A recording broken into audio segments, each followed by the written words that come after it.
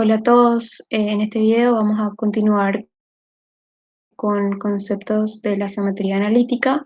En este caso nos toca hablar sobre la distancia entre dos puntos. Veremos primero la deducción de la fórmula y posteriormente un ejemplo de aplicación de la misma. Bueno, primero empezamos con la deducción de la fórmula. Tenemos dos puntos, P1 y P2. Como se puede ver aquí, eh, P1 tiene sus coordenadas cartesianas x1 y 1 y P2 tiene sus coordenadas cartesianas como x2 e y2. La distancia entre estos dos puntos, P1 y P2, en el plano cartesiano, como se puede ver aquí, em, puede entenderse como la hipotenusa de un triángulo rectángulo.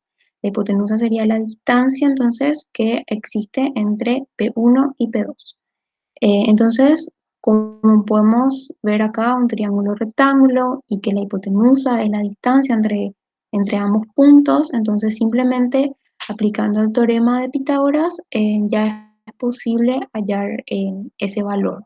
Entonces, el teorema de Pitágoras dice que el cuadrado de la hipotenusa es igual a la suma de los cuadrados de los dos catetos, que sería esta fórmula que se ve aquí, siendo D la hipotenusa del triángulo rectángulo y también sería de la distancia entre ambos puntos. Entonces, es igual a la diferencia entre las abscisas, que serían las coordenadas en el eje X de ambos puntos. Acá podemos ver las abscisas, x2, x1, entonces la diferencia es igual a uno de los catetos, más la diferencia más el cuadrado de la diferencia entre las ordenadas, que las ordenadas serían las coordenadas en el eje Y de ambos puntos.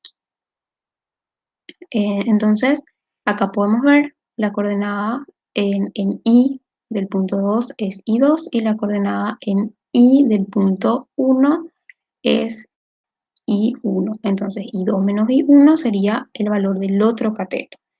Es importante además resaltar que los valores de las coordenadas se cargan en la fórmula con sus signos respectivos. Es decir, si es negativo, uno de ellos se debe colocar con el signo, ¿sí? Se debe colocar aquí con el signo.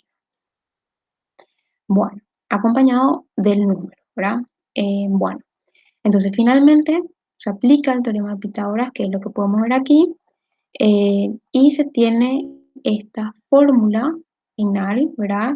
Que llevando el cuadrado de la D al otro miembro, ¿verdad? Pasando como raíz, tenemos esta fórmula final, ¿sí? Tenemos esta fórmula final que es la utilizada para hallar la distancia entre dos puntos, siendo x1 y 1 y x2 y 2 las coordenadas cartesianas de ambos puntos. Bueno, luego tenemos un pequeño ejemplo, un ejemplo sencillo que nos pide hallar la distancia en el plano entre dos puntos cuyas coordenadas cartesianas son P1, 3, 2 y P2, 1, 5.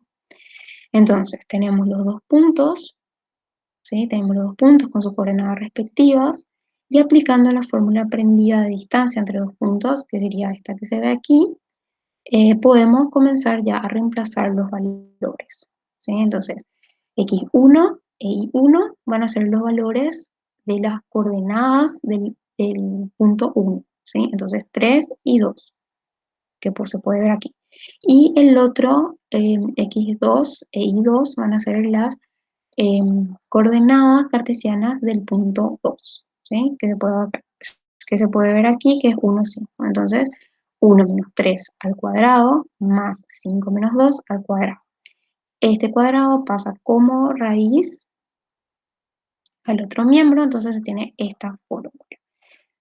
Luego, 1 menos 3 es igual a menos 2 al cuadrado, más 5 menos 2 es igual a 3 al cuadrado. Entonces, menos 2 al cuadrado es igual a 4 y 3 al cuadrado es igual a 9. Entonces, 4 más 9 es 13 y raíz de 13 es igual a aproximadamente 3,605 unidades. Bueno, y acá se puede ver un pequeño gráfico, ¿sí? Un plano cartesiano, en donde tenemos ubicados los puntos ambos puntos y se puede observar la recta que une ambos puntos, que sería la distancia que hay entre ambos, ¿sí? Y que es lo que justamente se halla con la fórmula que analizamos. Bueno, muchas gracias por la atención y espero que le haya sido de utilidad el video.